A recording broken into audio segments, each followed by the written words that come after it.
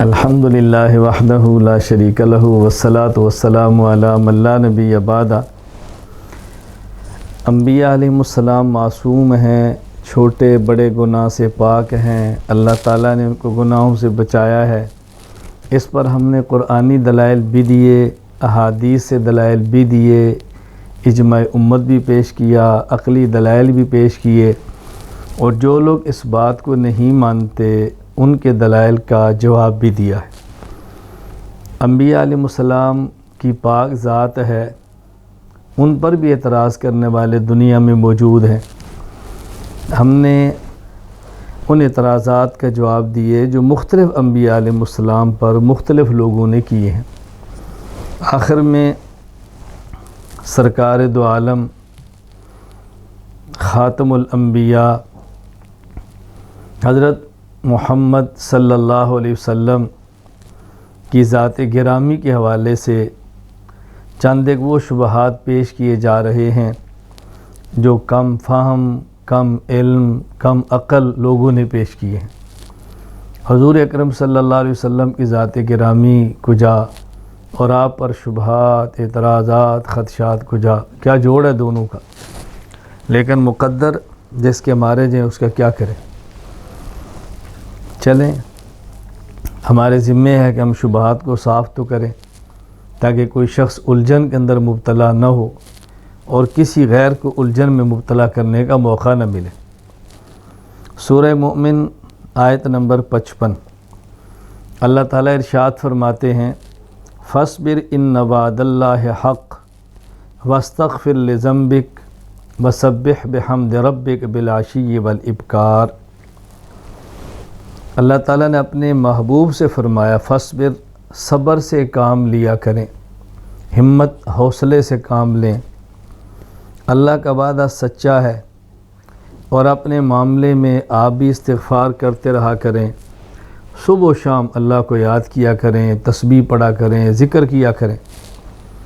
سورہ محمد آیت نمبر 19 فَاعْلَمْ أَنَّهُ لَا إِلَٰهَ إِلَّا اللَّهُ، یقین کر لو کہ اللہ کی ذات کے علاوہ کوئی معبود نہیں، تنہا اللہ کی ذات معبود ہے۔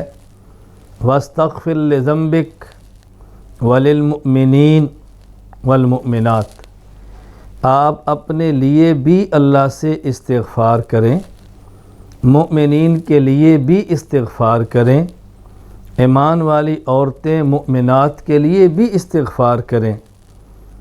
اللہ تعالیٰ تمہاری سب نقل و حرکت، قیام گاہ خوب جانتے ہیں۔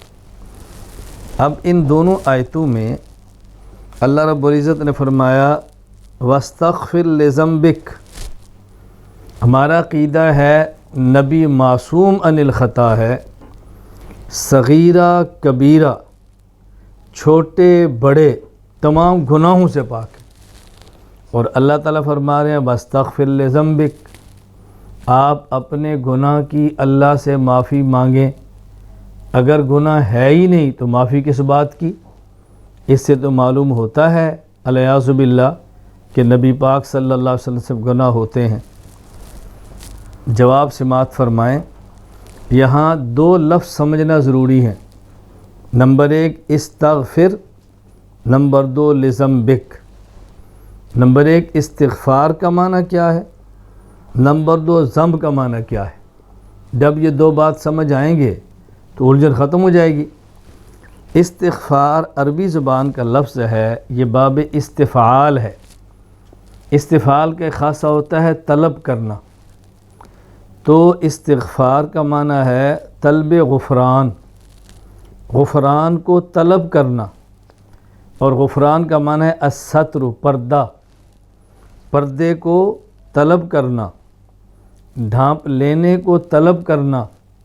کسی یہ کہنا کہ مجھے چھپا لیں، یہ کہنا کہ مجھے ڈھانپ لیں، میرے اوپر پردہ دے دیں، تو استغفار کا معنی ہے طلب غفران، الستر، طلب الستر، پردہ ڈھانپ لینا، یہ طلب کرنا۔ اب یہ ڈھانپ لینے کی دو صورتیں ہیں۔ ایک صورت کیا کہ اللہ تعالیٰ کسی بندے کو یوں ڈھانپ لیں کہ اس بندے کے قریب گناہ نہ آئے، میں نے یوں ڈھانپیں کہ گناہ اس کے قریب نہ آئے، اور ڈھانپنے کی ایک صورت کہ گناہ بندے سے ہو جائے اور گناہ کے بعد اللہ اس پر ستاری کی چادر یوں ڈال دے کہ اس گناہ کا کسی کو پتہ نہ چلے۔ دونوں صورتوں میں بندے کو ڈھانپ لیا نا، یا یوں ڈھانپا کہ بندے کے قریب گناہ نہ آئے، یا یوں ڈھانپا کہ گناہ کر لیا لیکن اس گناہ کا کسی کو پتہ نہ چلے۔ اب یہ ڈھانپ لینے کی دو صورتیں ہیں۔ تو اللہ تعالیٰ اپنے پیغمبر سے فرما رہے ہیں کہ آپ مجھ سے دعا کرتے رہا کریں کہ میں آپ کو ڈھانپ لوں۔ اس کا معنی ہی نہیں کہ آپ گناہ کریں تو ہم اوپر چادر پردے کی ڈال دیں، نہیں، میں اس طرح آپ کو ڈھانپ لوں کہ آپ کے قریب گناہ آئے ہی نہ۔ استغفر، آپ اللہ سے دعا مانگے، پردہ مانگے، کسی بات کا؟ لذنبک، گناہ کا، کہ اللہ تعالیٰ گناہ سے مجھے ڈھانپ لے، گناہ سے مجھے بچا لے کہ گناہ میرے قریب ہی نہ آئے۔ دیکھو کتنا آسان سا معنی ہے، واستغفر لذنبک، یہ معنی ہے استغفار کا۔ آگے مومنین اور مومنات، ان کے لیے بھی دعا کریں۔ مومن اور مومن عورت یا مرد کے لیے یہ تو نہیں کہ اس سے گناہ نہ ہو، اس سے گناہ ہو جائے لیکن اے اللہ ان پر ستاری کی چادر ڈال دے تاکہ ان کے گناہ کا کسی کو پتہ نہ چلے۔ تو اپنے بارے میں کہ میرے قریب گناہ ہی نہ آئے، اور ان کے قریب اگر آ جائے، اب ان کے قریب بھی نہ آئے تو نبی ہو گئے نا، نبی امتی میں فرق ہے، تو ان کے قریب گناہ آئے گا لیکن آپ اس کو ڈھانپ لیں تاکہ ان کے عیب چھپ جائیں۔ تو کیسی پیغمبر پاک کو اللہ تعالیٰ تلقین فرما رہے ہیں دعا مانگنے کی۔ یہاں ایک بات درمیان میں سمجھ لیں، جب نبی معصوم ہے، سوال، اشکال، شبہ، کوئی بھی عنوان دیں، جب پیغمبر معصوم عن الخطا ہے، اور معصوم کا معنی آپ کرتے ہیں کہ اللہ تعالیٰ نبی کو گناہ سے بچا لیتے ہیں، تو پھر یہ فرمانے کی کیا ضرورت ہے کہ تم دعا مانگو ہم بچائیں؟ یہ کہنے کی کیا ضرورت ہے؟ بچا لیتے ہیں، بات ختم ہوگی۔ جواب اچھی طرح سمجھیں، اللہ تعالیٰ مستغنی ہے، پیغمبر عبد اور محتاج ہے۔ اللہ نبی کو نبی کی شان عبدیت سمجھا رہے ہیں کہ ہم نے بچانے کا وعدہ کیا ہے، ہم گناہ آپ کے قریب نہیں آنے دیں گے۔ اس کا معنی یہ نہیں کہ آپ مانگنا ہی چھوڑ دیں۔ میں ایک مثال دیتا ہوں، وَمَا مِن دَابَّةٍ فِي الْأَرْضِ إِلَّا عَلَى اللَّهِ رِزْقُهَا، اللہ کا وعدہ ہے جس کو پیدا کے رزق بھی دیں گے۔ اس کا معنی کہ رزق مانگنا ہی چھوڑ دو؟ نا، یہ تو استغنا ہے۔ رزق کی محنت کرنا ہی چھوڑ دو؟ نا، یہ تو استغنا ہے۔ تو جس طرح اللہ کا وعدہ ہے میں رزق دوں گا، مانگنا ہے، کوشش کرنی ہے۔ اللہ ایمان والوں کی مدد فرماتے ہیں لیکن میدان میں نکلنا ہے، مدد مانگنی ہے۔ اسی طرح پیغمبر کے قریب بھی اللہ گناہ نہیں دیتے، پیغمبر کے قریب بھی اللہ گناہ نہیں آنے دیتے، لیکن پیغمبر آپ ہمارے بندے ہیں، آپ نے مانگتے پھر بھی رہنا ہے، مانگتے رہنا ہے۔ دوسری بات، لفظ ذنبن، ایک میں نے عرض کی استغفار کا معنی سمجھیں، دوسری بات سمجھیں ذنبن۔ ذنبن کا معنی کیا ہے؟ ذنبن ایک لفظ ہے جس کی نسبت، اضافت جس شخص کی طرف ہو اسی کے حساب سے اس کے معنی میں تبدیلی آئے گی۔ ذنبن ایک لفظ ہے، اس کی نسبت دیکھیں گے کس کی طرف ہے، جس کی طرف نسبت ہوگی اسی حساب سے اس کے معنی میں تبدیلی آئے گی۔ جس طرح محبت ایک لفظ ہے، محبت کس سے؟ جس سے محبت کریں گے اسی کی نسبت سے معنی بدل جائے گا۔ انسان محبت کرتا ہے اپنی ماں سے، یہ محبت اور ہے۔ محبت کرتا ہے بیٹی سے، یہ محبت اور ہے، محبت کرتے ہیں اپنی بہن سے یہ اور ہے، محبت کرتے ہیں اپنی بیوی سے محبت اور ہے۔ لفظ محبت کی نسبت بدلنے سے محبت کا مفہوم بدل جاتا ہے، اسی طرح لفظ ذنب کی نسبت بدلنے سے ذنب کا مفہوم بدل جاتا ہے۔ اب دیکھو میں سبق پڑھا رہا ہوں، میں مثلا سبق پڑھا رہا ہوں، کوئی شخص مجھے دیکھتا ہے کہ سبق کے درمیان استاد جی تھوڑے سے غمزدہ ہیں، تو پوچھتے استاد جی آج آپ غمزدہ تھے، مسکرا نہیں رہے، خیر تو ہے؟ میں کہتا ہوں یار مجھے بس 15-20 دن ہو گئے ہیں گھر سے باہر ہوں تو بیوی یاد آ رہی ہے۔ اب لوگ اس کا مفہوم اور سمجھیں گے نا کہ بیوی یاد آ رہی کیا مطلب ہے؟ استاد جی آپ آج پریشان نظر آ رہے ہیں، یار 20 دن ہو گئے گھر سے باہر ہوں، بچی یاد آ رہی ہے۔ اب دیکھیں آپ کے جذبات ہی بدل جائیں گے۔ جب میں یہ کہوں گا مثال کے طور پر بھی میں گھر سے باہر ہوں، مجھے بیوی کی یاد ستا رہی ہے، اب آپ کے ذہن میں مفہوم اور آئے گا۔ اور جب میں کہوں گا مجھے بیٹی کی یاد ستا رہی ہے، اب آپ کے ذہن میں مفہوم اور آئے گا۔ اور اگر میں یہی کہہ دوں کہ یار میں امی جان کی روزانہ خدمت کرتا تھا، پاؤں دباتا تھا، دودھ خود پلاتا تھا، 20 دن ہو گیا یار امی سے دور ہوں، بس امی کی یاد ستا رہی، اب مفہوم اور ہوگا۔ جس طرح محبت کی اضافت نسبت بدلنے سے معنی بدلتا ہے، لفظ ذنب کی نسبت بدلنے سے معنی بدلتا ہے۔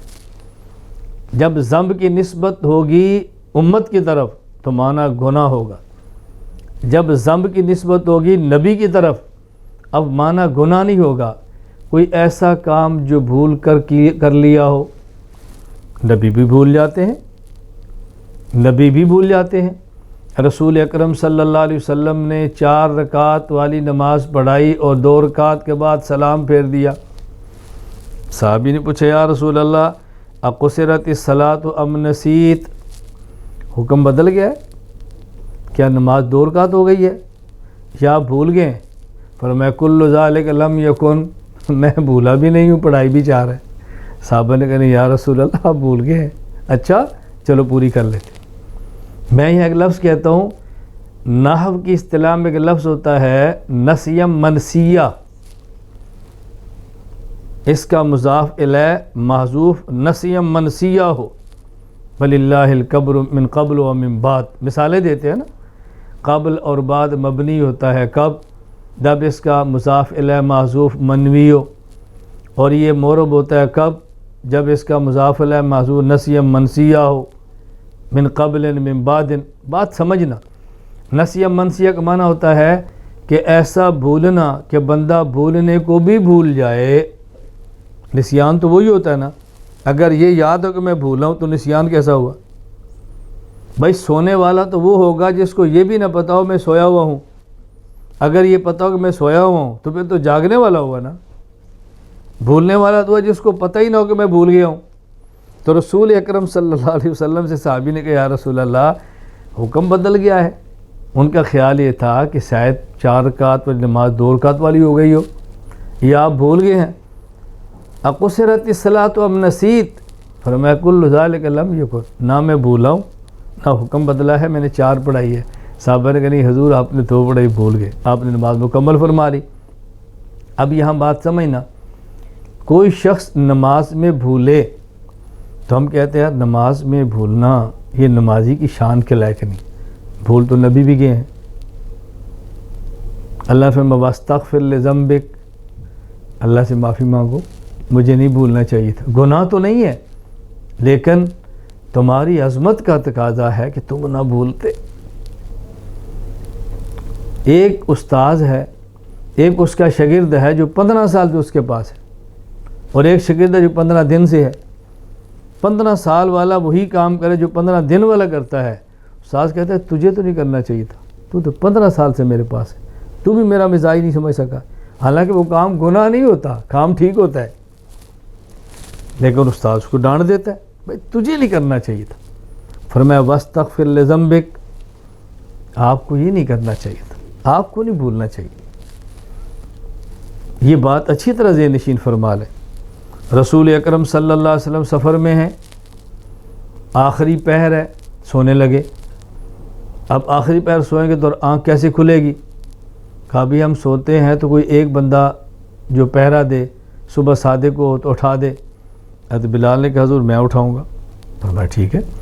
حضرت بلال رضی اللہ تعالیٰ عنہ نے کجاوا اونٹ کا رکھا, ٹیک لگائی اور منہ مشرق کی طرف کرا جدھر سورج نکلتا ہے, تاکہ جب صبح صادق کو تو میں بتاؤں. حضرت بلال بھی سو گئے, سب کی نماز فجر کی چلے گی, سو گئے. جان بوجھ کے تو ایسا نہیں کیا. سورج طلوع ہوا, اٹھے تو آپ نے کہا بلال یہ کیا؟ انہوں نے کہا یا رسول اللہ جس اللہ نے آپ کو سلایا اس نے مجھے بھی سلا دی.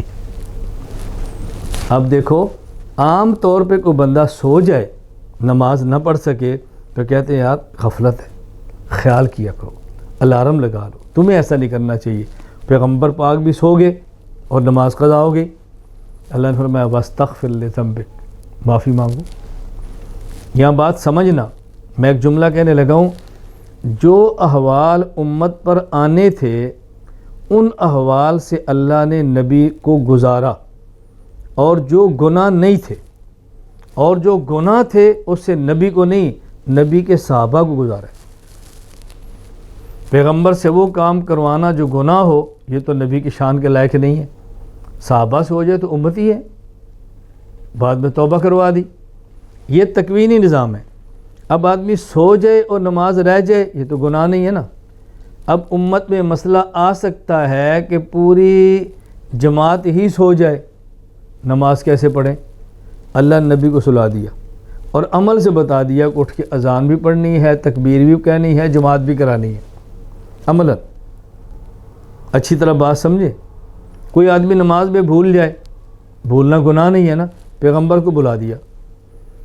تو جو احوال امت پہ آنے تھے اور گناہ نہیں تھے اس سے نبی کو گزارا, اور جو احوال آنے تھے اور گناہ تھے اس سے صحابہ کو گزارا. کسی آدمی سے بڑے سے بڑا گناہ ہو جائے کیا کریں؟ توبہ کر لیں, معاف ہو گیا.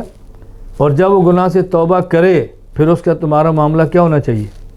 اللہ نے اپنے پیغمبر سے فرمایا ان کو قریب کرو, مشورے میں شریک کرو, اللہ سے معافی مانگو, چونکہ ان نے توبہ کر لی ہے, تازہ دم ہو گئے.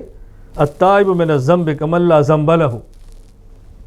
تو میں اب یہ سمجھا رہا ہوں واستغفر لذنبک وللمؤمنین والمؤمنات. امت پہ احوال آنے ہیں, پیغمبر سے وہ حالت جو گناہ نہیں ہے, استغفر, آپ اللہ سے معافی مانگو. اور صحابہ سے وہ جو گناہ ہے اور آنے ہیں, وللمؤمنین, آپ نبی ہیں, آپ کے امتی ہیں, تمہارے جانسار ہے, یہ بھی معافی مانگے اور ان کے لیے آپ بھی اللہ سے معافی مانگو. میں بات سمجھا رہا ہوں کہ واستغفر لذنبک کا معنی کیا ہے. نمبر 1 استغفار کا معنی سمجھیں, نمبر 2 ذنب کا معنی سمجھیں. اب کوئی اشکال نہیں, پیغمبر آپ اللہ سے دعا مانگیں کہ اللہ آپ کو گناہوں سے محفوظ رکھے. اب ذنب کا معنی گناہ ہے اور استغفار کا معنی کہ آپ پردہ مانگے, ایسا اللہ پردہ آپ کے اوپر دے دے کہ گناہ اس پردے کو پھاڑ کے آپ کے پاس آ ہی نہ سکے. دوسرا استغفار کا معنی معافی ہے اور ذنب کا معنی گناہ نہیں ہے, یعنی وہ کام جو بھول چوک کر ہوگے اس پر اللہ سے معافی مانگ لیں. آپ نبی ہیں, بہت بڑے ہیں, لیکن اللہ تو نہیں ہے نا, اللہ سے تو معافی مانگنی ہے. گناہ نہ ہو پھر بھی معافی مانگیں, اشکال؟ جی ہاں, ایسے ہوتا ہے. رسول اکرم صلی اللہ علیہ وسلم نے حضرت سیدنا صدیق اکبر رضی اللہ تعالیٰ عنہ کو ایک دعا سکھائی. فرمایا صدیق یہ پڑھا کرو, کیا؟ اللہم انی اعوذ بکا ان اشرک بکا وانا عالم واستغفرک لما لا عالم. حوالہ الادب المفرد باب فضل الدعا. اے ابو بکر تم اللہ سے یہ دعا مانگا کرو, اے اللہ جو میں نے شرک کیا اور میں نے شرک سمجھ کر کیا وہ بھی معاف کر دے, اور اگر میں نے کوئی شرک کیا اور میں سمجھا شرک نہیں تھا لیکن وہ شرک تھا وہ بھی معاف کر دے.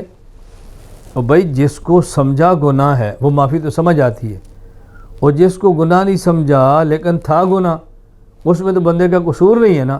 فرمایا نہیں, شان عبدیت کا تقاضا ہے کہ اس پر بھی معافی مانگو. یہ شان عبدیت کا تقاضا ہے کہ اس پر بھی معافی مانگو. تو اس کا معنی گناہ نہیں ہے کہ پیغمبر پاک سے گناہ ہوتے تھے, اس لیے بات اچھی طرح ذہن نشین فرما لیں.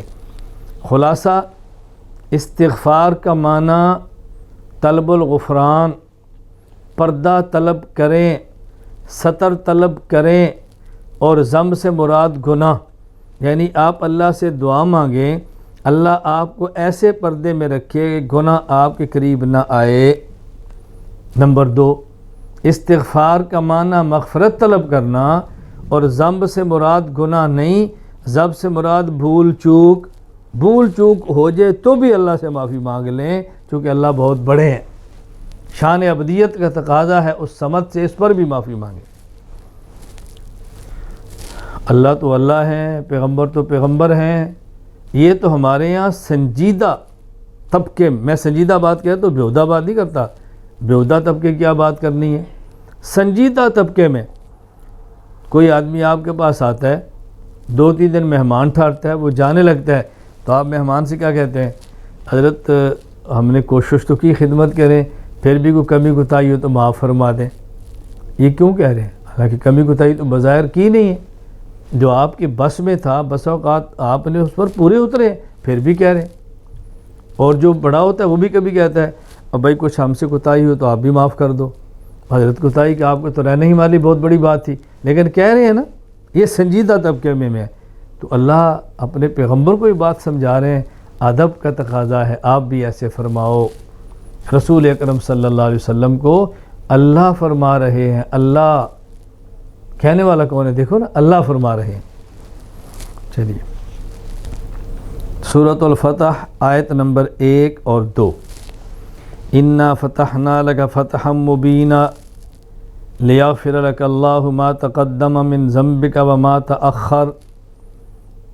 اللہ تعالیٰ فرماتے ہیں ہم نے آپ کو فتح مبین دی، بڑی کھلی واضح فتح، لِيَغْفِرَ لَكَ اللَّهُ مَا تَقَدَّمَ مِن ذَنبِكَ وَمَا تَأَخَّرَ۔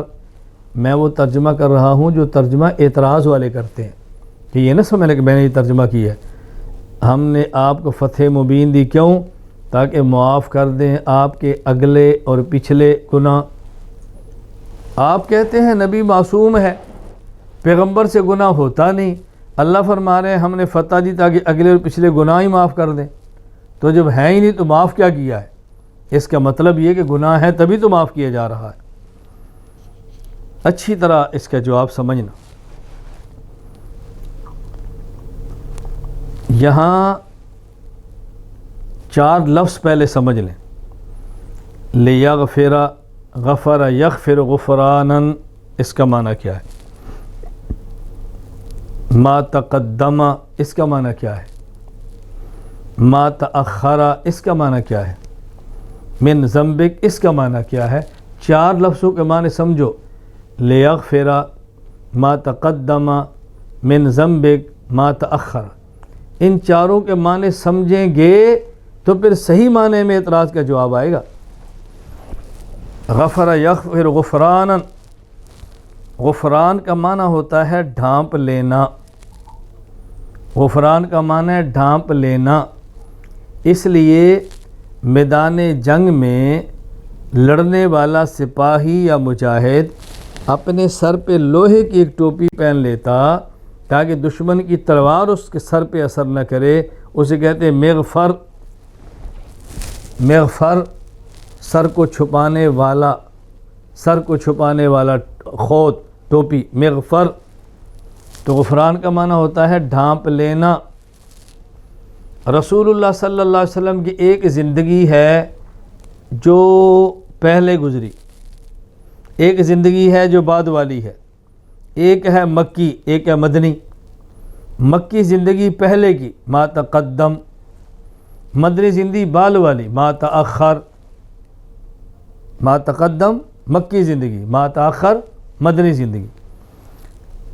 ذنبک، ذنب کا معنی ہے الزام، ذنب کا معنی الزام، اصل میں ذنب کا معنی ہوتا ہے دم، جانور کی دم، پوچھل، دم، اور دم جانور کے پیچھے ہوتی ہے۔ جو شخص کسی پر الزام لگاتا ہے عموماً اس کے سامنے نہیں لگاتا، اس کی پیٹھ کے پیچھے لگاتا ہے، اس مناسبت سے الزام کو بھی ذنبن کہتے ہیں۔ جس طرح دم پیچھے ہوتی ہے، الزام سامنے نہیں کمر کے پیچھے لگاتے ہیں، اس لیے اس مناسبت سے الزام کو بھی کہتے ہیں ذنبن۔ میں آج میڈیا پر یہ بات کہہ رہا ہوں اور آج سے پہلے کئی بار کہہ چکا ہوں، کتنے لوگ ہوں گے جو مجھ پر الزام لگاتے ہوں گے، میرے شاگردوں کے ذہن سازی غلط کرتے ہوں گے، میرے مریدین کو توڑنے کے لیے محنت کرتے ہوں گے اور الزام لگاتے ہوں گے۔ مجھے حسرت ہی رہ گئی کہ کوئی بندہ میرے سامنے بیٹھ کر مجھ پر الزام لگائے۔ میں نے کئی بار کہا میری حسرت کو کوئی بندہ پورا کر دے، کسی کی خواہش کو پورا کر دو، کیا فرق پڑتا ہے؟ میں تلاش ہی کرتا رہا کہ کوئی بندہ میرے سامنے بیٹھ کر الزام لگا دے، آج تک ایسا واقعہ پیش نہیں آیا۔ اللہ کا کتنا کرم اور شکر ہے۔ میں اس لیے مجھ پر کوئی شخص الزام لگائے ذاتی نوعیت کا، میں اپنے متعلقین سے کہتا ہوں جواب نہیں دینا، صفائی نہیں دینی، اس کام میں الجھنا نہیں ہے۔ تم دو باتیں ذہن نشیل کر لو اور دو باتیں کہہ دیا کرو۔ پہلی بات یہ کہو کہ ہم نے اس شخص کو معصوم سمجھ کر قبول نہیں کیا، ہم سمجھتے ہیں کہ ان سے گناہ ہوں گے، ہاں جو کام یہ کرتے ہیں وہ کام ہمارا آپ کر دو، ہم ان کو چھوڑ کر آپ کے پیچھے چل پڑتے، بات ختم۔ ہم اس بندے کے ساتھ جڑے ہیں خاص کام میں، عقائد، مسائل اور تزکیہ، یہ چیزیں جمع ملتی ہیں۔ میسج پہ جواب دیتا ہے، فتوے پہ جواب دیتا ہے، دلیل سے بات سمجھاتا ہے، تحمل سے مسلک کو بیان کرتا ہے، اکابر کا دفاع کرتا ہے، عبارات اکابر کی شرح کرتا ہے، اپنا سب کچھ مسائل کے مسلک اور منہج کو سمجھانے پہ لوٹاتا ہے۔ ہم اس بنیاد پہ اس کے ساتھ چلے ہیں، معصوم سمجھ کر نہیں چلے، یہ کام جو یہ کرتا ہے وہ تم کرو، ہم اس کو پھر بھی چھوڑ دیتے، بات ختم۔ اور دوسری بات انہیں کہو جو بات آپ ہمیں کہتے ہیں نا وہ آپ مولانا سے کر لیں۔ فون پہ بات کرنی ہے تو ہم ملا دیتے ہیں، سامنے بیٹھ کے بات کرنی ہے ٹکٹ ہم دے دیتے ہیں، وقت ہم لے کر دیتے ہیں، اس بندے سے سامنے بیٹھ کے بات کرو۔ انشاءاللہ ثم انشاءاللہ ایسا کبھی نہیں ہوگا کہ تمہیں کوئی بندہ ان دو باتوں پر قائل کرے، نمبر ایک میں یہ کام کر دیتا ہوں، نمبر دو میں سامنے بیٹھ کے بات کرتا ہوں، بات ختم۔ الجھن کیا ہے؟ میں اس لیے کہتا ہوں کہ ہم ٹینشن فری لوگ ہیں، الجھن میں مبتلا نہیں ہیں، موبائل چلتے ہیں، کوئی ایک شخص ایسا نہیں ہے جو یہ کہے کہ مولانا میں نے میسج کیا اور مجھے جواب نہیں ملا، یہ چھوٹی بات ہے۔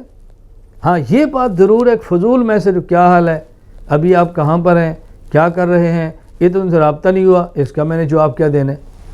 مجھے گزشتہ کل ایک ملک سے ایک میسج آیا اور میسج ایک خاتون کا تھا، ایک مسئلہ پوچھا، میں نے بتایا، بیعت کی درخواست کی، میں نے بیعت کر لیا۔ پھر اس نے مجھے کہا اگر کوئی اور آپ کا نمبر مانگے تو میں آپ کا نمبر دے سکتی ہوں۔ میں نے کہا بیٹی دے سکتی ہو، میں نے تو کوئی بھی کسی پر پابندی نہیں لگائی، امیر غریب چھوٹا بڑا کالا چٹا، ہمارے یہاں اس معاملے میں سب برابر ہیں، آپ دے دو نمبر۔ میں نے کہا لیکن بیٹی ایک بات یاد رکھنا، کچھ ضرورتیں ہماری ہیں، کچھ ضرورتیں آپ کی ہیں، یا ہماری ضرورت پوری کرنی ہو، ہمیں وسائل دینے ہوں تو میسج کرو، اپنی ضرورت پوری کرنی ہو، کوئی مسئلہ پوچھنا ہو تو میسج کرو، بس یہ دو باتیں بنیادی ذہن میں رکھ لیں۔ دینی علمی عقائد کے حوالے سے آپ کی ضرورتیں پوری کرنا میرے ذمہ ہے، میری یا میرے مرکز اور ٹیم کی ضرورتیں پوری کرنا آپ کے ذمہ ہے۔ میری ضرورت پوری کرنی ہو تو میسج کرو، مولانا ہم کچھ خدمت کرنا چاہتے ہیں، کیسے کریں، یا مجھے میسج کرو، ہم یہ مسئلہ پوچھنا چاہتے ہیں، پوچھو، بس۔ اس کے علاوہ آپ کہاں پر ہیں، کیا کر رہے ہیں، کیا حال ہے، ٹھیک ہے، یہ بات ٹھیک نہیں۔ کبھی ادھر سے میسج جس کا جواب دے دیں، کبھی ادھر سے آڈیو جس کا جواب دے دیں، کبھی ادھر سے کلپ جس کا جواب دے دیں، کبھی ادھر سے جس کا جواب دے دیں۔ میں نے کہا کیا بچوں والا تم نے کام شروع کیا ہوا ہے، جس کلپ کا جواب چاہتے ہیں وہ لکھ کر بھیج دیں، آڈیو ہے، ویڈیو لکھ کر بھیج دیں، جس پوسٹ کا جواب چاہتے ہیں اپنے ہاتھوں سے سوال کا حصہ بنا کر بھیج دیں۔ آپ اس کے لیے تیار نہیں۔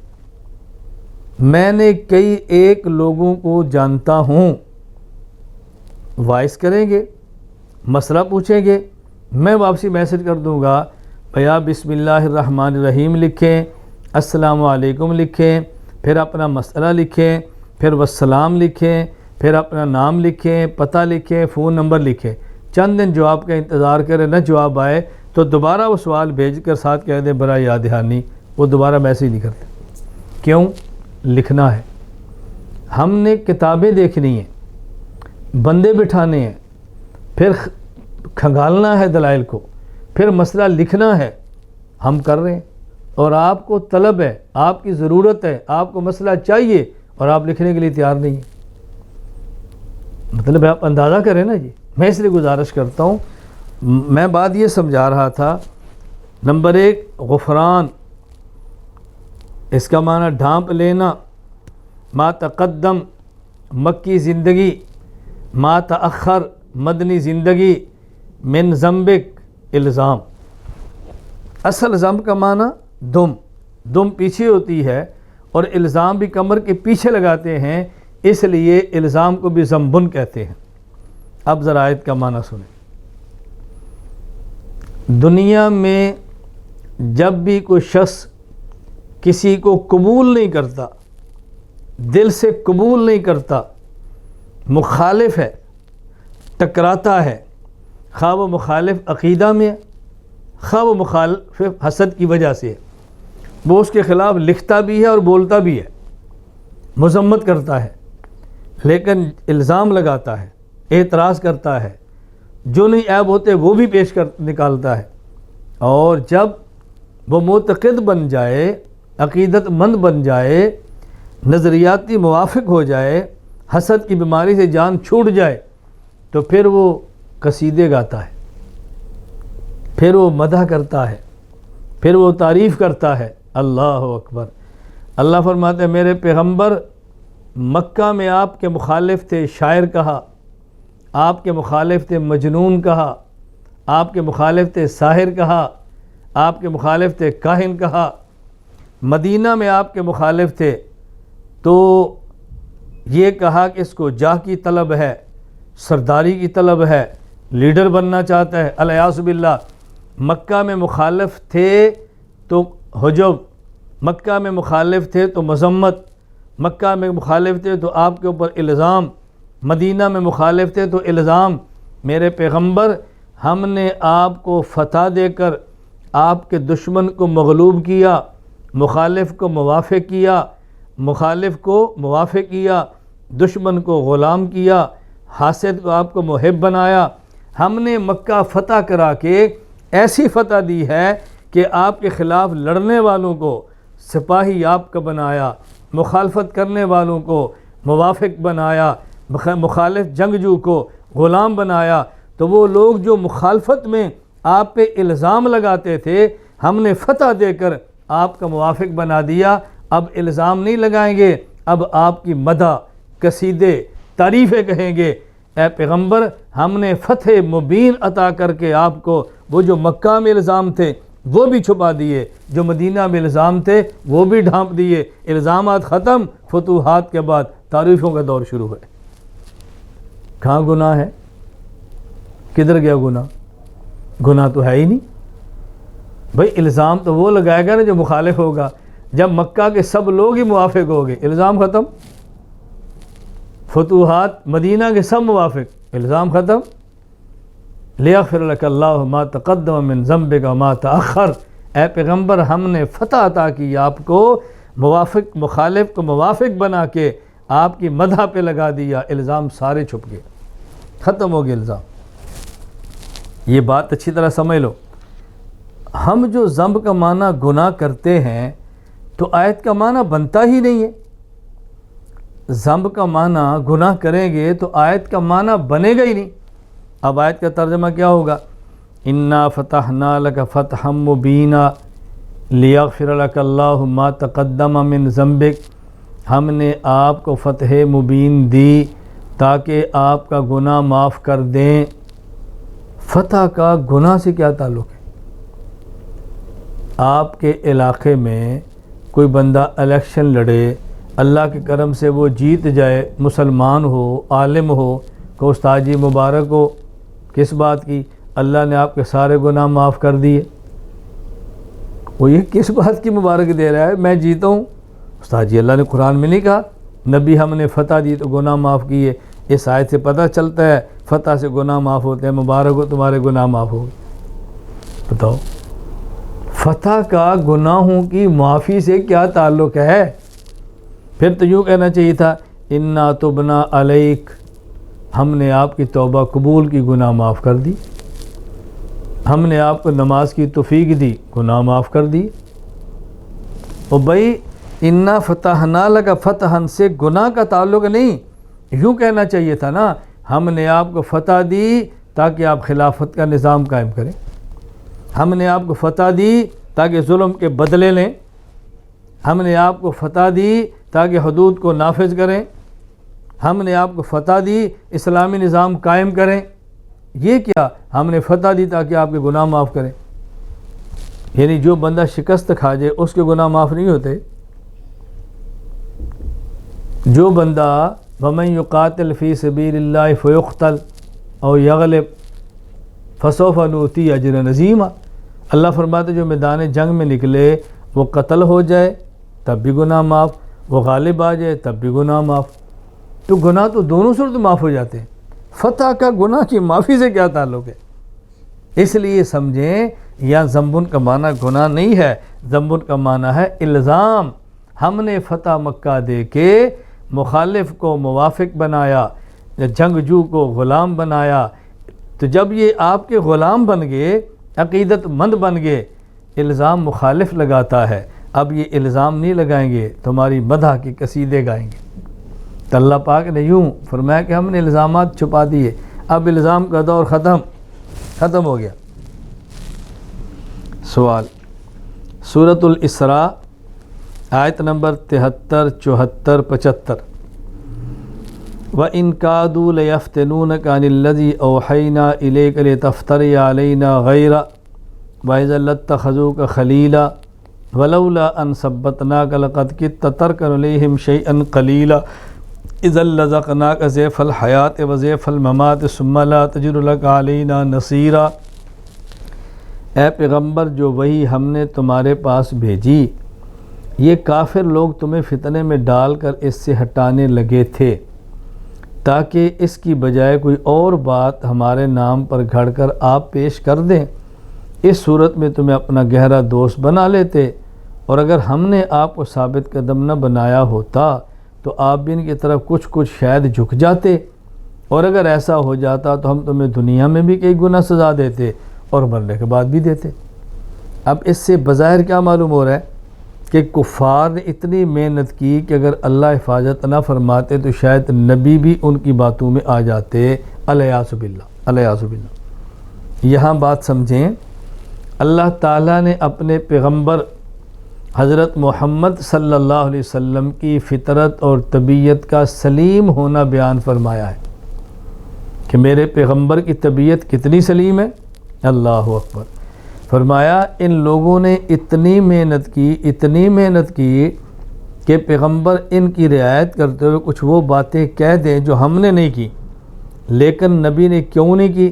فرمایا اس کی وجہ کیا ہے؟ اللہ ولولا ان ثبتناک، اگر ہم پیغمبر کی حفاظت نہ بھی کرتے نا، یعنی ہماری طرف سے نہ ہوتی، تو پھر بھی پیغمبر کی طبیعت کیا ہے؟ لقد کدت ترکن الیہم شیئن قلیلا۔ نمبر 1 لفظ کتا، شاید ایسے ہو جاتا، یہ نہیں فرمایا کہ ہوتا، نہ شاید ایسے ہو جاتا۔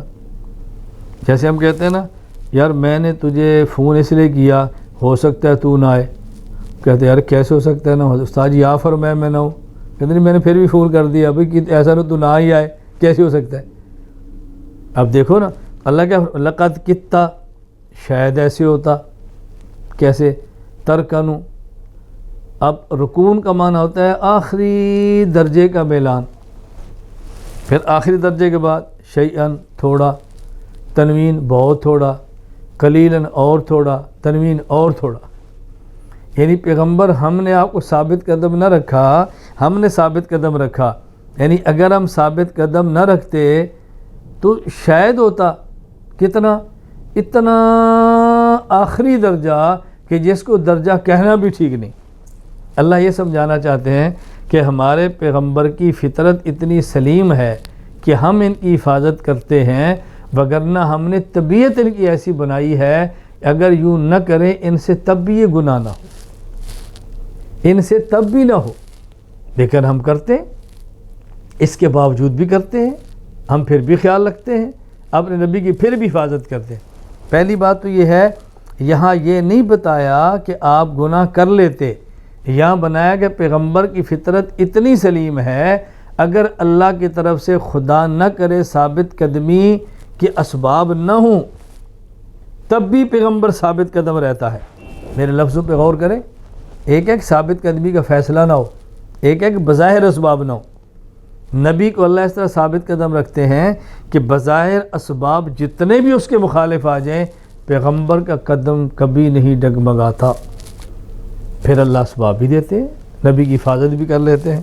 نمبر ایک، یہاں پیغمبر کی ثابت قدمی کو، پیغمبر کی طبیعت سلیمہ کو بیان کیا ہے. نمبر دو، ہم سمجھتے ہیں کہ یہ سوال وہ شخص کرتا ہے جو ہمارے دعویٰ، ہمارے مدعا اور ہمارے عقیدہ کو نہیں سمجھا. ہمارا عقیدہ کیا تھا؟ میں پہلے دن سے یہ رٹا رہا ہوں، سمجھا رہا ہوں. ہمارا عقیدہ کیا تھا؟ نبی معصوم عن الخطا ہے، چھوٹے اور بڑے گناہ سے نبی پاک ہے. کیا معنی؟ نبی معصوم ہے، اس میں مفعول، یعنی پیغمبر کو اللہ گناہوں سے بچاتا ہے. ہم یہ نہیں کہتے بچتا ہے، ہم کہتے ہیں اللہ بچاتا ہے. یہ معنی نہ سمجھ رہے کہ بچتے نہیں ہیں، نا، اصل یہ ہے کہ اللہ نے بچانا اپنے ذمہ لیا ہے. اور اس آیت سے بھی کیا ثابت ہو رہا ہے؟ وَلَوْلَا أَنْ ثَبَّتْنَاكَ، اگر ہم نہ بچاتے تو شاید کسی درجے میں کچھ ہو جاتا، لیکن نہیں ہوتا کیونکہ ہم نے بچانا اپنے ذمہ لیا ہے نا. اس سے تو ہمارے دعوے کے بالکل مطابق دلیل ہے. اگر اللہ کہیں یہ بات فرما دیں کہ ہم اگر حفاظت نہ کرتے تو نبی گناہ کر لیتا تو ہمارے عقیدے کے خلاف کیسے ہوا؟ ہمارا تو عقیدہ یہ ہے کہ اللہ تعالیٰ نبی کو گناہوں سے بچاتے ہیں. اگر ہم یہ کہتے کہ اللہ بچائیں نہ بچائیں نبی بچتے ہیں، پھر آپ ایسی آیت پیش کرتے کہ اللہ فرمائے اگر ہم نہ بچاتے تو کر لیتے، تو ہمارے عقیدے کے خلاف تھی. ہمارے عقیدے کے خلاف تو نہیں ہے. ہمارا عقیدہ کیا ہے؟ اللہ اپنے نبی کو بچاتے ہیں. اور یہاں سے بھی یہ ثابت ہو رہا ہے کہ ہم نے آپ کو بچایا ہے تو گناہ نہ ہوا نا، اسی کا نام تو عصمت ہے. میں دوسرے لفظ میں یوں سمجھانے لگا ہوں، عصمت کا معنی یہ نہیں ہے الیاذ باللہ کہ پیغمبر کا کسی گناہ پر دل کرے اور آپ اس کو ہمارے خلاف پیش کر دو، جی دل کیا ہے. عصمت کا خلاف یہ ہے کہ گناہ کریں، کسی چیز کو کا چاہ لینا یہ عصمت کے خلاف نہیں ہوتا. اس ناجائز چاہت پر عمل کر لینا یہ عصمت کے خلاف ہوتا ہے. میں صرف مثال دیتا ہوں سمجھانے کے لیے. رمضان کا روزہ رکھا ہو، گرمی بڑی سخت ہو، پیاس سخت لگی ہو اور آدمی کے سامنے شربت ٹھنڈا اور میٹھا آ جائے تو پینے کو دل کرتا ہے کہ نہیں؟ پینے کو دل کرتا ہے نا. کیا مطلب؟ گناہ ہے بھائی. اس پینے کو دل کرنا یہ گناہ نہیں، پی لینا یہ گناہ ہے. ایک ہے پینے کو دل کرنا اور ایک ہے پی لینا. اگر پینے کو دل ہی نہ کرے اور بندہ نہ پیے تو نیکی کیا ہوئی؟ بھائی دل کرے اور پھر نہ پیے یہ ہوئی نا نیکی. تو میں یہ کہہ رہا ہوں، ہم یہ نہیں کہتے الیاذ باللہ کہ پیغمبر کا کسی موقع پر گناہ کو دل کیے، ہم یہ نہیں کہہ رہے. ہم کہہ رہے ہیں اگر ہمارے خلاف کوئی ایسی دلیل پیش کر بھی دیں عصمت کے خلاف تب بھی نہیں ہے.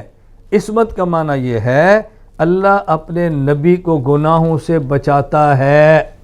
کوئی ایک ایسی بات لاؤ کہ جس سے ثابت ہو پیغمبر نے گناہ کیا ہے صغیرہ یا کبیرہ، پھر ہمارے خلاف ہے، ہم اس کے جواب دینے کے پابند ہیں۔ اعتراض، حضرت ام المومنین امی عائشہ رضی اللہ تعالی عنہا فرماتی ہیں کانت احدانا اذا کانت حائزا فاراد رسول اللہ صلی اللہ علیہ وسلم ان یباشرها امرها ان تتزر فی فور حیزتها ثم یباشرها۔ یہ روایت صحیح بخاری کتاب الحیض کے اندر موجود ہے، باب مباشرت الحائض۔ ام المومنین امی عائشہ رضی اللہ تعالیٰ عنہ فرماتی ہیں جب نبی کریم صلی اللہ علیہ وسلم اپنی ازواج مطہرات میں سے کسی بیوی کے ساتھ وہ حالت حیض میں ہوتی اور مباشرت فرمانا چاہتے تو آپ یہ فرماتے کہ ازار باندھ لو، ازار باندھ لیتی، آپ مباشرت فرماتے۔ اعتراض اس پہ کیا ہے؟ اعتراض یہ کہ اللہ قرآن میں فرماتے ہیں یسألونک عن المحیض قل هو اذن فاعتزلوا النساء، کہ لوگ آپ سے مسئلہ پوچھتے ہیں حالت حیض میں بیوی کے لیے شوہر اور بیوی کے درمیان معاملات کا کیا حکم ہے؟ اللہ فرماتا ہے فاعتزلوا النساء فی المحیض ولا تقربوہن حتی یطہرن، جب تک تمہاری گھر والی پاک نہ ہو جائے تم اس کے پاس نہ جاؤ۔ امی عائشہ فرماتی ہے رسول اللہ صلی اللہ علیہ وسلم حالت حیض میں مباشرت فرمانا چاہتے تو فرماتے چادر باندھ لو، یعنی گھٹنوں سے لے کر ناف تک، پھر آپ مباشرت فرماتے۔ ادھر منع کیا گیا ہے، آپ نے کہا یہ کیسے فرماتے؟ یہ بات ذہن میں رکھ لیں، جن کو عقیدت ہے ان کے لیے بات سوچنا بھی مشکل ہے اور مخالف کے لیے بکنا بھی آسان ہے۔ جو عقیدت مند ہیں ان کے لیے نبی کی نسبت غلط باتیں سوچنا مشکل ہے اور مخالف کے لیے بکنا بھی بہت آسان ہے۔ ہم نے ان کے بکواسات کو نہ چاہتے ہوئے نقل کر کے جواب دینا ہوتا ہے تاکہ وہ کسی بندے کو کسی شک کے اندر مبتلا نہ کر سکے۔ یہ بات اچھی طرح سمجھ لیں۔ دیکھیں بھئی یہ اعتراض تو تب بنے گا نا جب مباشرت کا معنی ہم بستری ہو، جبکہ مباشرت کا معنی تو ہم بستری نہیں ہے۔ مباشرت کا معنی کیا ہے؟ الصاق البشرۃ بالبشرۃ من ای موضع کان من البدن، ایک شخص کے جسم کا حصہ دوسرے کے جسم کے کسی حصے سے بھی مل جائے، اسے کہیں گے مباشرت ہوگی۔ مباشرت یہ تو تب ہو نا کہ جب مباشرت کا معنی ہم بستر ہونا ہو، پھر آپ اشکال کریں اس کا معنی ہم بستر ہونا ہے ہی نہیں تو اشکال کیسے ہو گیا؟ اشکال کیسے ہوگا؟ کوئی اشکال نہیں، کوئی اعتراض کی بات ہی نہیں ہے۔ ام المومن امی عائشہ رضی اللہ تعالیٰ عنہ تو یہ سمجھا رہی ہیں کہ رسول اللہ صلی اللہ علیہ وسلم نے، توجہ رکھنا، یہ مسئلہ زبان سے نہیں سمجھایا، یہ مسئلہ عمل سے سمجھایا۔ بعض مسائل حیا کے اس قسم کے ہوتے ہیں، آدمی ان مسائل کو مسجد میں منبر پر نہیں بتا سکتا، ان مسائل کو اپنی بیوی کے ذریعے عورتوں تک پہنچاتا ہے۔ رسول اللہ صلی اللہ علیہ وسلم نے عملاً یہ مسئلہ خواتین تک حضرت عائشہ رضی اللہ تعالی عنہا کے ذریعے پہنچایا ہے۔ کیوں؟ مسئلہ کیا ہے کہ جب عورت حالت حیض میں ہو تو ناف سے لے کر گھٹنے کے نیچے تک اتنے حصے پر عورت کو کپڑا باندھ کے رکھنا چاہیے، خواہ شوہر ہی موجود کیوں نہ ہو۔ یعنی اس حالت میں شوہر کے سامنے بھی اس کو یہ حصہ اس طرح نہیں کھولنا چاہیے کہ شوہر اس حصے سے فائدہ اٹھا سکے۔ ایک ہوتا ہے ہم بستر ہونا، ایک ہوتا ہے اس حصے سے فائدہ اٹھانا، یوں نہ کرے۔ تو امی عائشہ فرماتی ہیں کہ رسول اکرم صلی اللہ علیہ وسلم عملاً ایسے فرمایا کہ یہاں سے لے کر یہاں تک کپڑا باندھ لو، پھر نبی پاک صلی اللہ علیہ وسلم اپنے جسم مبارک کو زوجہ مطہرہ کے جسم کے ساتھ ملاتے ہیں تاکہ اگر کوئی مسئلہ پوچھے تو یہ بات ان کو سمجھا سکیں۔ زبان سے مسئلے بتانا اور ہے، اور اپنی بیوی کے ساتھ جائز امر اس انداز میں کہ خواتین کو مسئلہ سمجھا جائے، یہ بات اور ہے۔ اب اعتراض تو وہ کرتا ہے نا جو حدیث کا معنی غلط کرتا ہے، معنی بھی غلط تم کرو، پھر الزام بھی تم لگاؤ۔ اللہ تعالیٰ ہم سب کی حفاظت فرمائے۔ عام بندے کے بارے میں ایسی باتیں کہنا ٹھیک نہیں ہے۔ چاہے جائے کہ بندہ نبی اور پھر انبیاء بھی، اللہ اکبر، خاتم الانبیاء سرکار دو عالم صلی اللہ علیہ وسلم کی ذات گرامی کے بارے میں ایسی باتیں کہنا، یہ انسان کو زیب نہیں دیتی۔ بہت زیادہ سوچ سوچ کے، پھونک پھونک کے انسان کو قدم اٹھانے چاہیے اور بات کرنی چاہیے۔ اللہ تعالیٰ کا شکر ہے کہ الحمدللہ عصمت انبیاء کے مسئلے کو ہم نے تفصیل کے ساتھ آپ کی خدمت میں پیش کیا ہے۔ اس کو ذرا آپ حضرات محفوظ رکھیں اور اچھی طرح بات سمجھنے کی کوشش کریں۔ آج بھی مجھے ایک صاحب نے ہندوستان سے میسج کیا، ایک آدمی نے سعودی عرب سے میسج کیا، ایک نے پاکستان سے میسج کیا کہ جی مولانا صاحب ایک فلاں شخص ہیں، ان کا کلپ آ گیا ہے کہ تراویح میں قرآن کریم کو دیکھ کر پڑھیں تو کوئی فرق نہیں پڑتا، احناف کہتے ہیں فرق پڑتا ہے، جو کہتا ہے نہیں پڑتا ان کے دلائل قوی ہیں، اور تراویح 8 ہو یا 20 ہو کوئی فرق نہیں پڑتا۔ میں یہ بات چند دن پہلے بھی کہہ چکا ہوں، آج پھر کہہ رہا ہوں۔ دیکھیں یہ وہ مسائل ہیں کہ جن پر ہم دلائل ویڈیو میں بھی دے چکے ہیں، آڈیو میں بھی دے چکے ہیں، اور تحریری شکل میں بھی لا چکے ہیں۔ جب آپ کے پاس دلائل موجود ہیں تو کوئی نہ کوئی بندہ کچھ نہ کچھ کہتا رہے گا۔ اب اس بندے کے متاثر ہونے کی بجائے اپنے کلپ بھجواؤ، اپنے دلائل بھجواؤ، اپنی چیزیں آگے شیئر کرو۔ اس لیے آپ ہر معاملے پر کہیں سے کوئی کلپ آئے، مولانا صاحب کلپ، میں نے کہا یار یہ کلپ ہمارے علم میں ہے، ہم جو دلائل دے رہے ہیں اس لیے دے رہے ہیں کہ اس مسلک کے مخالف لوگ موجود ہیں۔ اب عصمت انبیاء کو ہم نے قرآن سے بیان کیا، احادیث سے بیان کیا، اجماع امت سے بیان کیا، عقلی دلائل سے بیان کیا، جو لوگ اس پر اشکال کرتے ہیں ان کے جوابات دیے۔ اب آپ دیکھیں ہمیں 4 دن لگ گئے اس مسئلے کو بیان کرتے ہوئے۔ اب 4 دن کا معنی ہر روز 1 گھنٹہ، ہر روز 1 گھنٹہ، ہر روز 1.5 گھنٹہ۔ اب اس کا معنی ہمیں 6 گھنٹے لگ گئے ایک مسئلہ سمجھاتے ہوئے۔ ایک بندہ 6 منٹ میں اتنی سی بات کہتا ہے یہ بات غلط ہے کہ نبی معصوم ہے، کئی آیتیں ثابت ہے پیغمبر سے گناہ ہوا، آپ کہتا ہے جو فلاں کا کلپ آگا کیا کریں؟ یار تم اتنی بات نہیں سمجھتے کہ 6 گھنٹے ایک مسئلہ بیان ہوا ہے۔ ابھی تراویح کے مسئلے کو مفتی شبیر صاحب دامت برکاتہم نے کتنا تفصیل سے بیان کیا، اپنے دلائل دیے ہیں، مخالف کے دلائل کے جواب دیے ہیں۔ وہ جو کلپ آ گئے، کلپ تو آئیں گے تبھی تو ہم نے کلپ بنائے ہیں نا۔ میں اس لیے گزارش کرتا ہوں اپنے کلپ محفوظ رکھو، دلائل محفوظ رکھو۔ ادھر سے ایک کلپ آتا ہے تم 10 بھیجو، بات ختم۔ ادھر سے ایک کلپ آتا ہے تم 10 بھیجو، ایک دلیل آتی تم 10 دلیلیں دو۔ ہم دیکھتے ہیں نا کتنے دلائل کے جواب آئیں گے۔ 20 رکعت تراویح کے دلائل، میرا پوسٹر موجود ہے، پہلے ایک حدیث بھیجو، وہ جواب دیں گے، پھر دوسری بھیجو، وہ جواب دیں گے، پھر تیسری بھیجو۔ 10 دن تو لگ جائیں گے نا۔ ہم دیکھتے ہیں نا کہ ہر روز ایک حدیث کے جواب کیسے آتے ہیں۔ پھر اس کے بعد صحابہ کرام کے عمل شروع کرو، پھر ائمہ اربعہ کو بیان کرو، پھر اس کے بعد یہ پوری تاریخ حرمین کی، پھر اس کو بیان کرو۔ 1 مہینہ تو اسی میں لگ جانا ہے۔ میں دیکھتا ہوں پھر دوبارہ آپ سے بات کیسے کرتے ہیں۔ آپ تھوڑی سی ہمت کرو، قدم اٹھاؤ، اپنے دلائل یاد کرو اور دلائل بیان کرو۔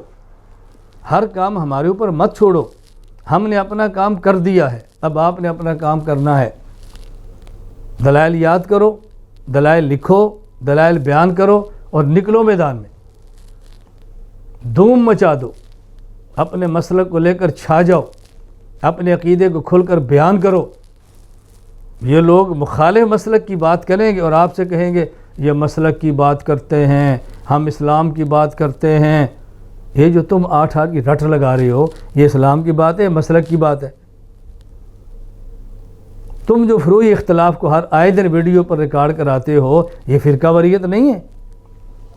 تمہارا جو چیز ہے کہتے جاؤ، جو چیز ہے کہتے جاؤ، جب آگے سے جواب ملتا ہے نا بس پھر بات سمجھ آتی۔ لوگ بیان کرتے رہیں گے، جب ہم جواب دیں گے یہ مسلک کی بو آ رہی ہے، اچھا پہلے بیان کرتے رہیں گے، ہم جواب دیں گے یہ علمی مسائل ہیں جو عوام میں نہیں لانے چاہیے۔ اچھا میں نے کہا جو تم لا رہے تھے وہ، جب ہم دلیل سے بیان دیں گے اس کا قبر میں سوال ہونا ہے، میں نے کہا جو تم نے بیان کیا اس کا ہو جانا ہے، آپ دلیل سے بات کریں گے، اور جو کفر آ گیا تو وہ نہیں دیکھے گا یہ مقلد ہے غیر مقلد ہے۔ میں نے کہا جب تم بیان کر رہے پھر کفر نے دیکھنا تھا، چلو اللہ کا شکر ہے ہماری وجہ سے کفر کی آنکھیں تو بند ہو گئی نا،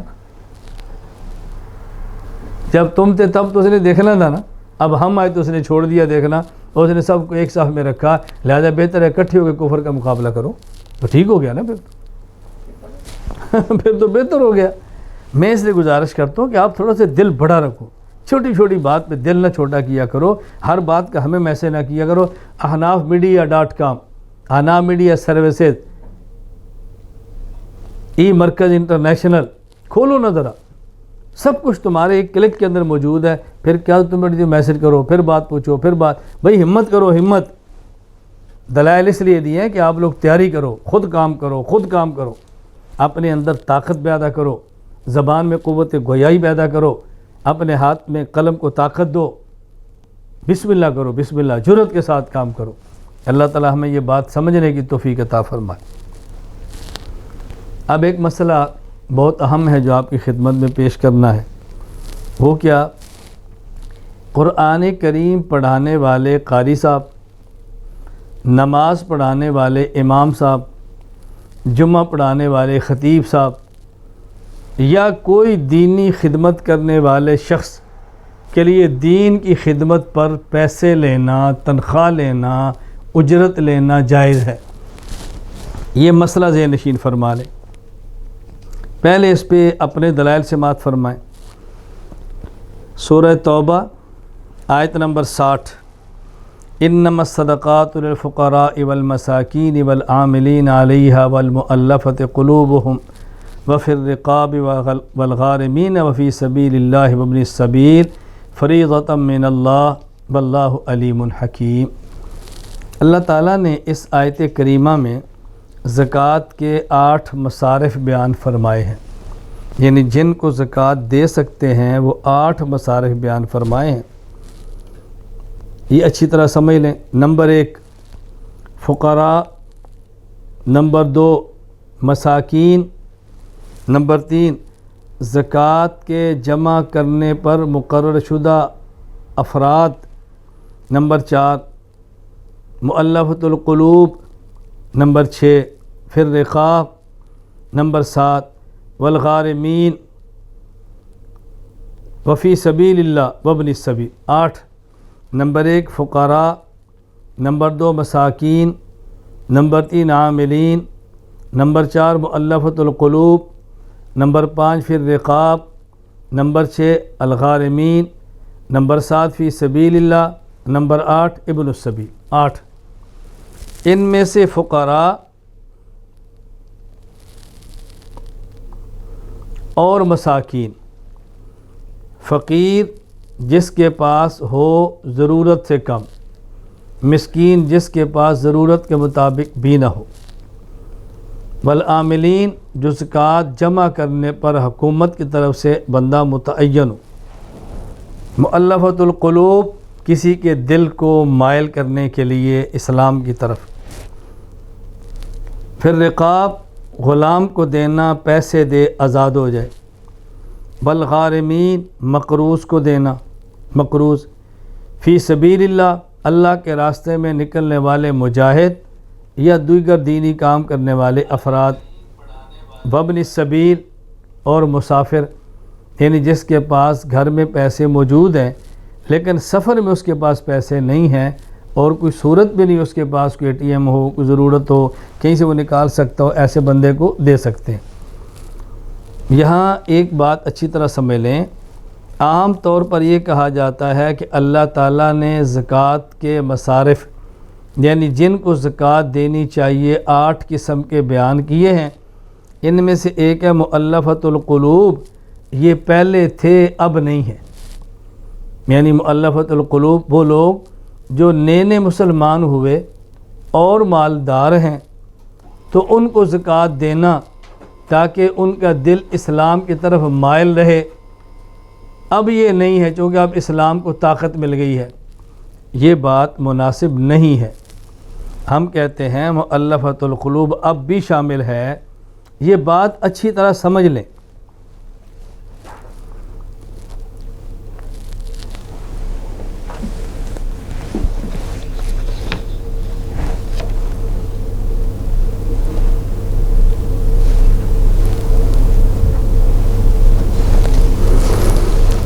یہ سوالات آنا شروع ہو گئے. میں نے پہلے بھی گزارش کی تھی کہ یا تو بیان پورا ہو جائے پھر سوال دو. اب بیان پورا ہو گیا ختم ہو جائے گا پھر بعد میں سوال آئیں گے تو جواب دے دیں گے. ایمرجنسی درمیان میں ہاتھ تھما دیا. میں نے سمجھا پتہ نہیں ایسی درمیان میں کون سی ضروری بات آ گئی ہے کہ جس کی وضاحت کرنی ہوگی. بھائی جب سب ختم ہو جائے تو پھر بتا دو. آدمی کل اس کو جواب دے دو, آج اس کو پیش کرنا ضروری تھوڑا ہی ہے.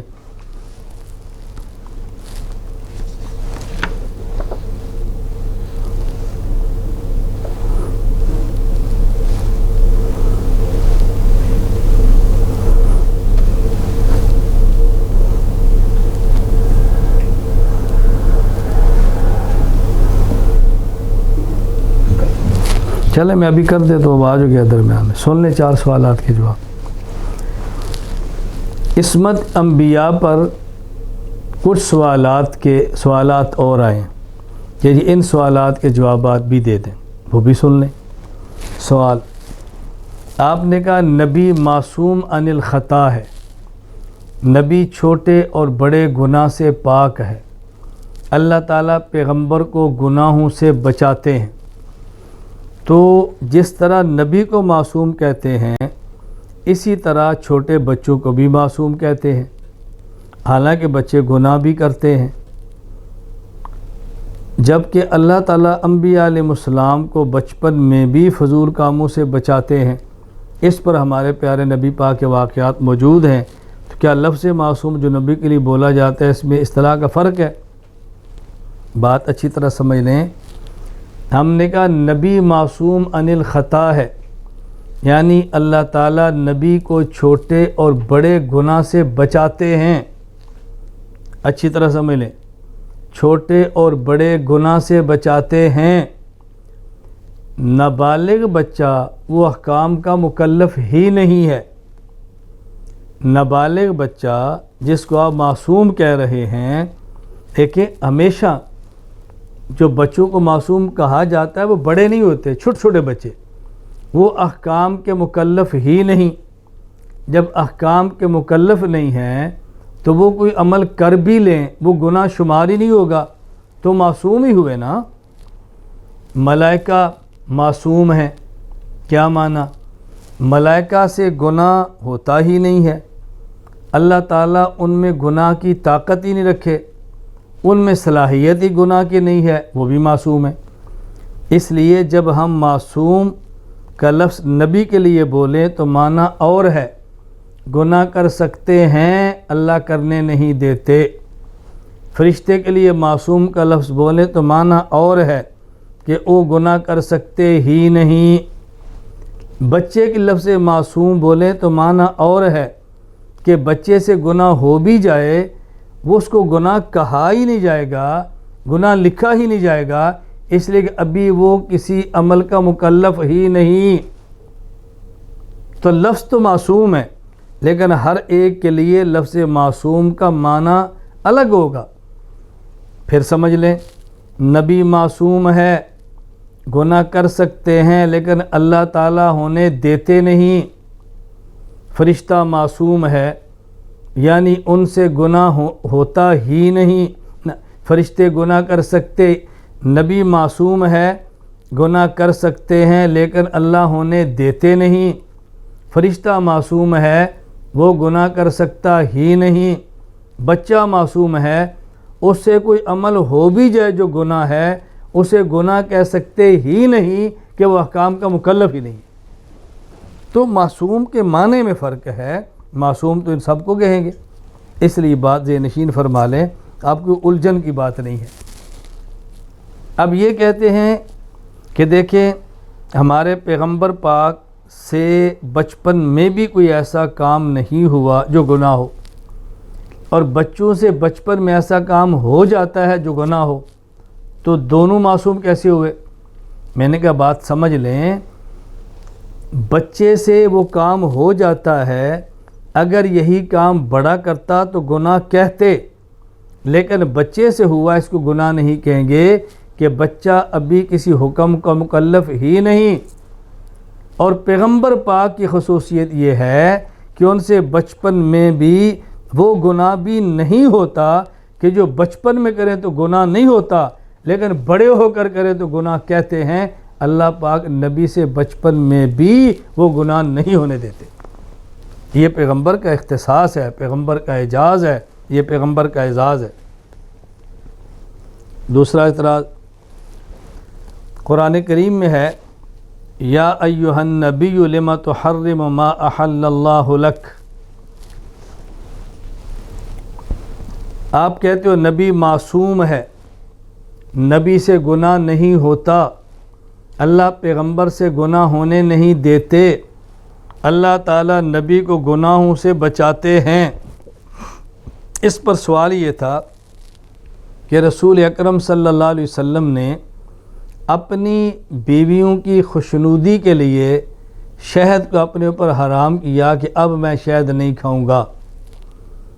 اللہ تعالیٰ کی طرف سے واقعہ کیا تھا کہ رسول اکرم صلی اللہ علیہ وسلم کا مبارک معمول یہ تھا کہ عام طور پر کوئی باہر کا تقاضا شدید عذر نہ ہو تو معمول یہ تھا کہ آپ یومیہ ازواج مطہرات میں سے ہر کسی کے پاس تھوڑا تھوڑا وقت دیتے، حال وال پوچھتے، گھر کی ضرورت پوچھ لیتے۔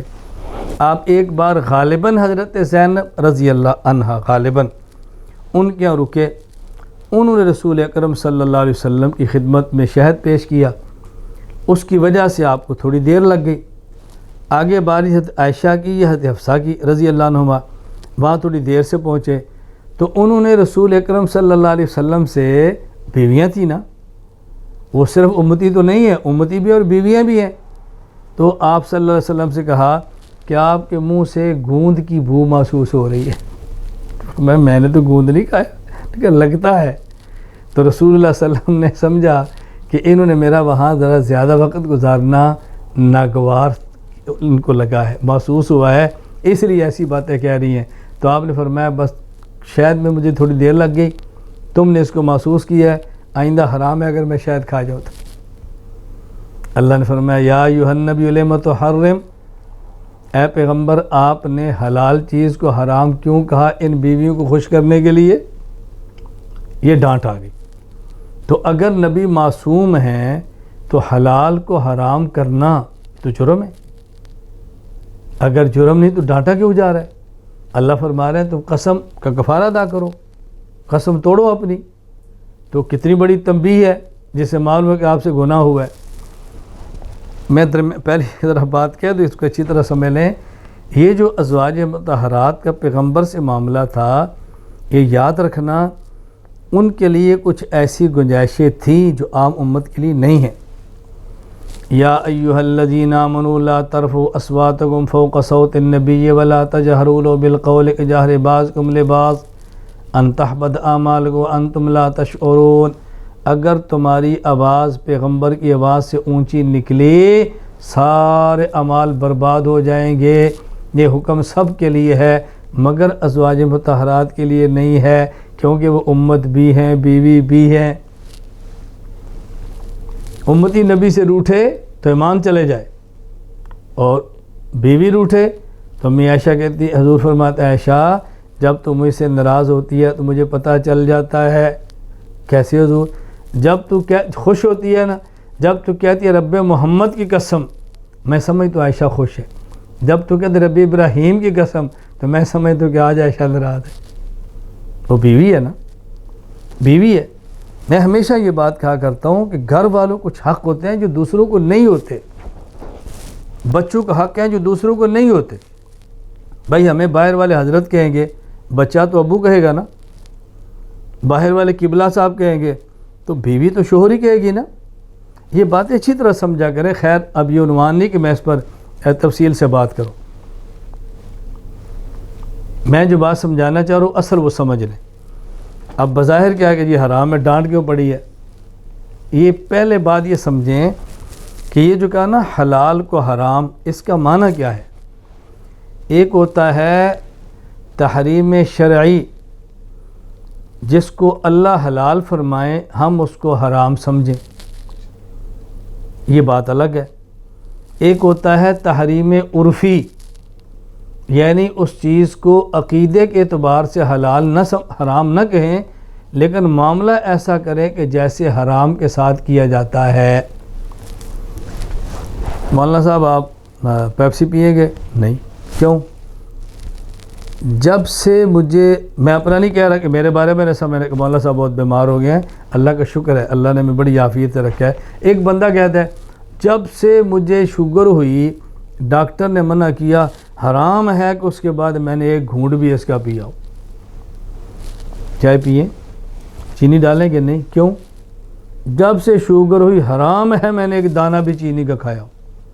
اب اس کا معنی یہ نہیں صرف چینی کو اپنے اوپر حرام کیا ہوا ہے، مطلب کیا کہ جس طرح شراب کو تم حرام سمجھتے ہو نا، تم نہیں پیتے، میں بھی اسی طرح اس کو چھوڑا ہوا ہے جس طرح حرام کو چھوڑ دیتے.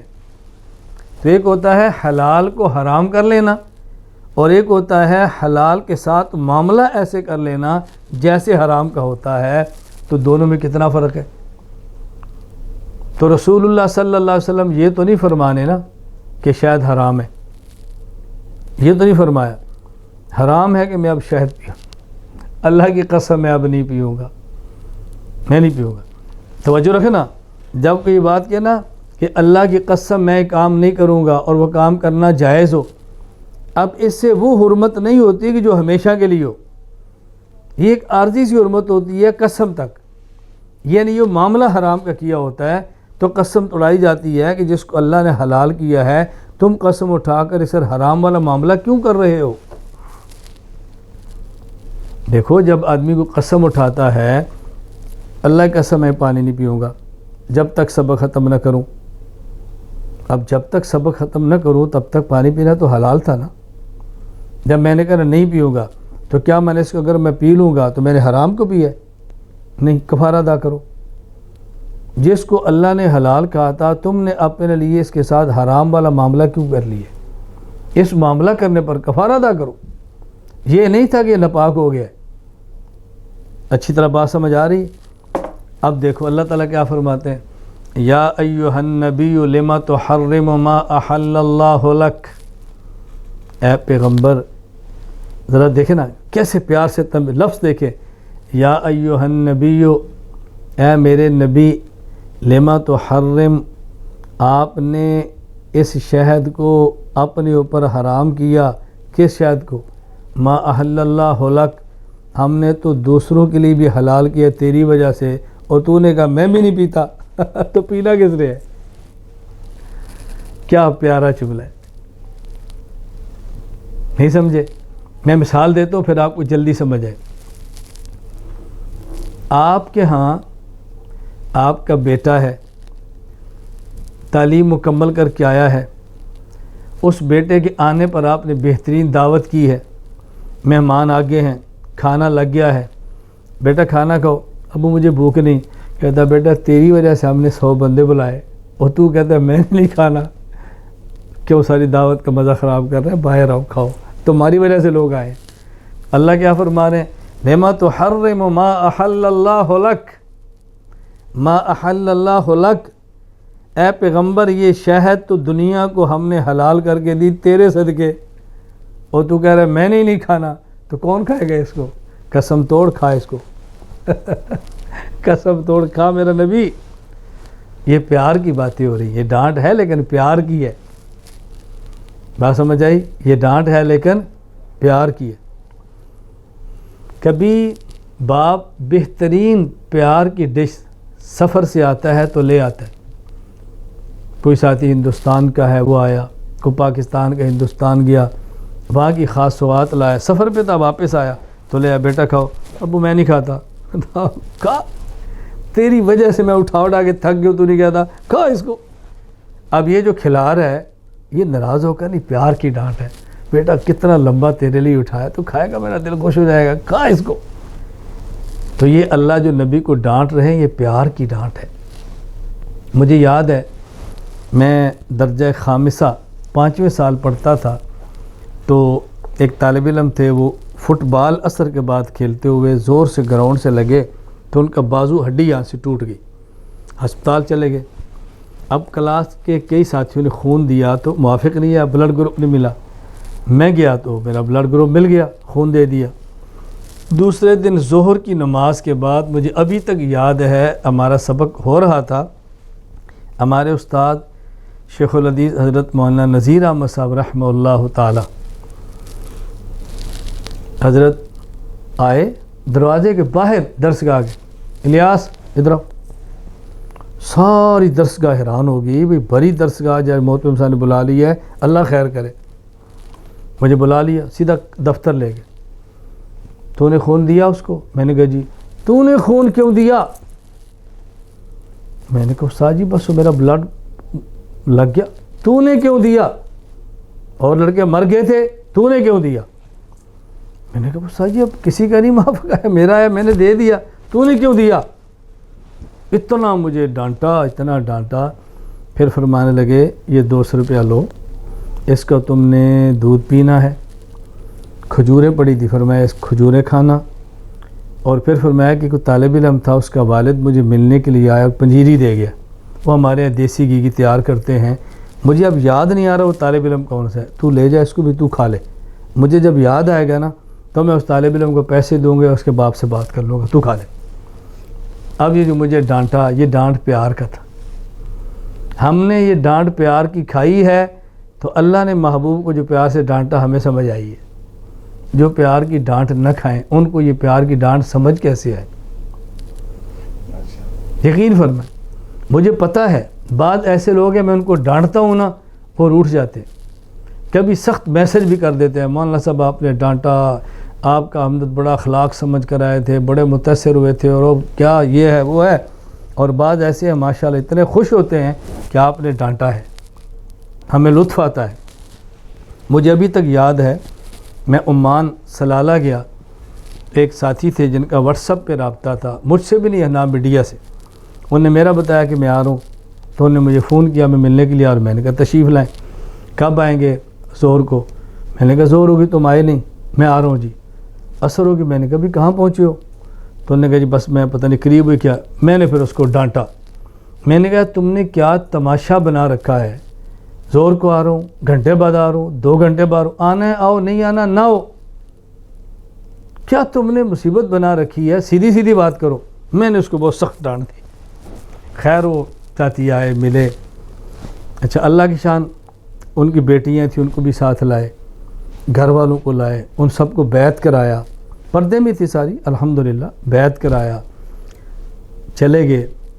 اگلے سفر پر میں اچھا مجھے ہدیہ دیا، اور اچھا خاصا ہدیہ، 400 ریال، 1 ریال بڑا مہنگا، ہدیہ دیا، بہترین قسم کی عود خوشبو لائے، چلے گئے۔ اگلے دفعہ میں فون آیا تو میں نے اطلاع کی مجھے پھر ملنے کے لیے ہے، مجھے پھر بعد میں خیر لوگ ملے کہ میں نے الگ بات کرنی ہے، الگ بیٹھے۔ مجھے کہتا ہے ایک تو گزشتہ سفر میں آپ تشریف لائے، میری بیٹیوں کو آپ نے بیعت کیا، یہ اردو نہیں جانتی، اصل میں وہ بلوچستان کے، لیکن اب عرصے سے وہاں بات ہے نا، تو ہمارے گھر میں اردو نہیں چلتی، لیکن آپ کی مجلس اور بیعت کا اتنا اثر ہوا، آپ یقین فرمائیں کہ کئی دن تک مجھے گھر والے کہتے تھے ہمیں ابھی تک اپنے اندر ایمانی حرارت محسوس ہو رہی ہے۔ اچھا پھر مجھے فرمانے لگے میں نے کبھی کسی سے ڈانٹ نہیں سنی، مولانا آپ میرے شیخ ہیں، آپ یقین فرمائیں آپ کی ڈانٹ میں اتنا مزہ آیا مجھے کہ میں 6 ماہ تک آپ کی ڈانٹ کی لذت محسوس کرتا رہا۔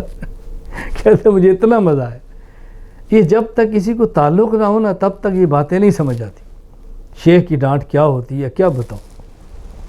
حکیم الامت حضرت تھانوی رحمۃ اللہ علیہ، محبوب ترین حضرت کے مرید، پھر خلیفہ خواجہ عزیز الحسن مجذوب رحمۃ اللہ علیہ، حضرت تھانوی کسی بات پہ غصے ہو گئے، ڈانٹ دیا، فرمایا عزیز الحسن کو خانقاہ سے باہر نکال دو، باہر نکال دی، بستر اٹھا کے نکال دو یہاں سے، چلے گئے۔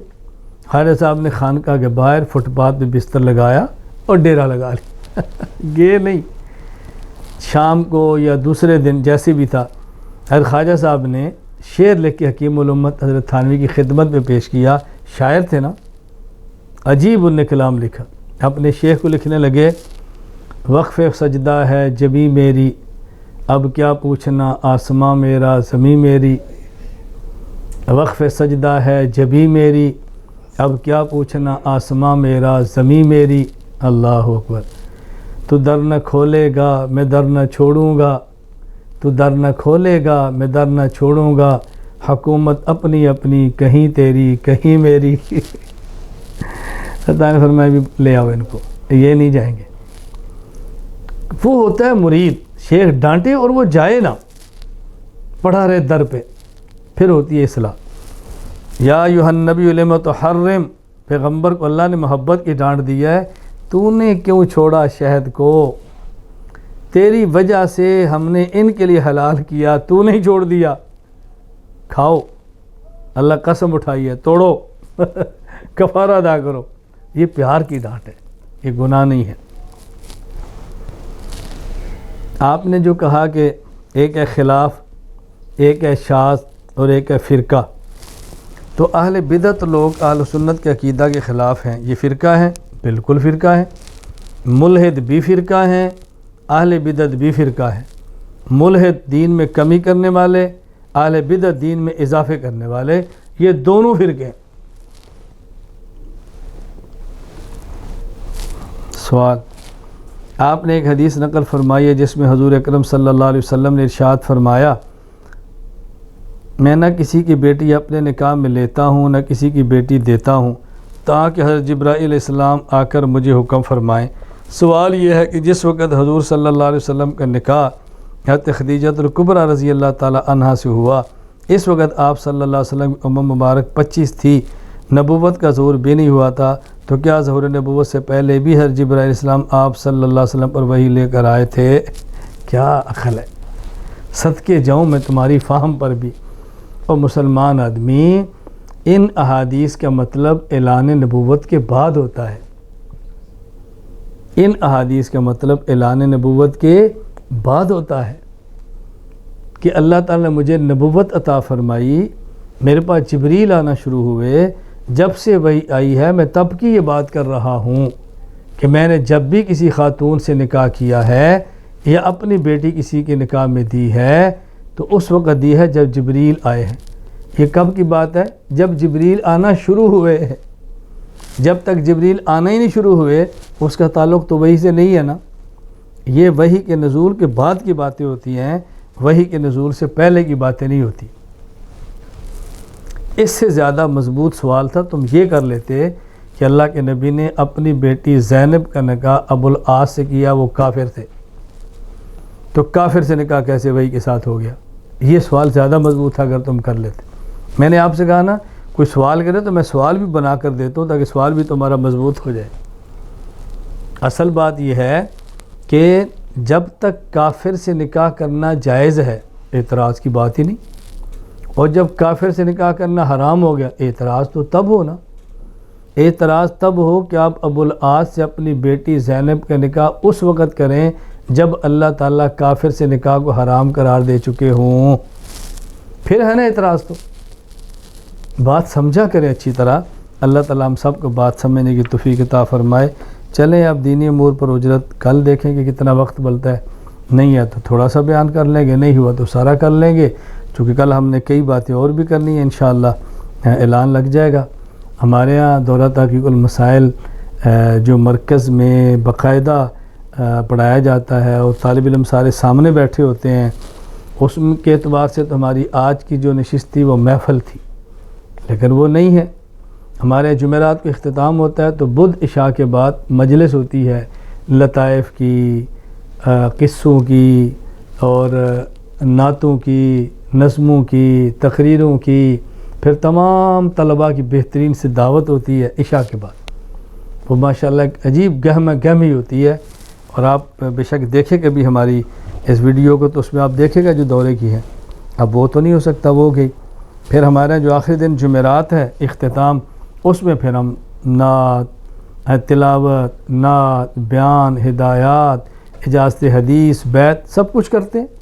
انشاءاللہ بھی اعلان لگ جائے گا، اللہ پاک نے چاہا تو کل یہ سب کچھ ہوگا انشاءاللہ۔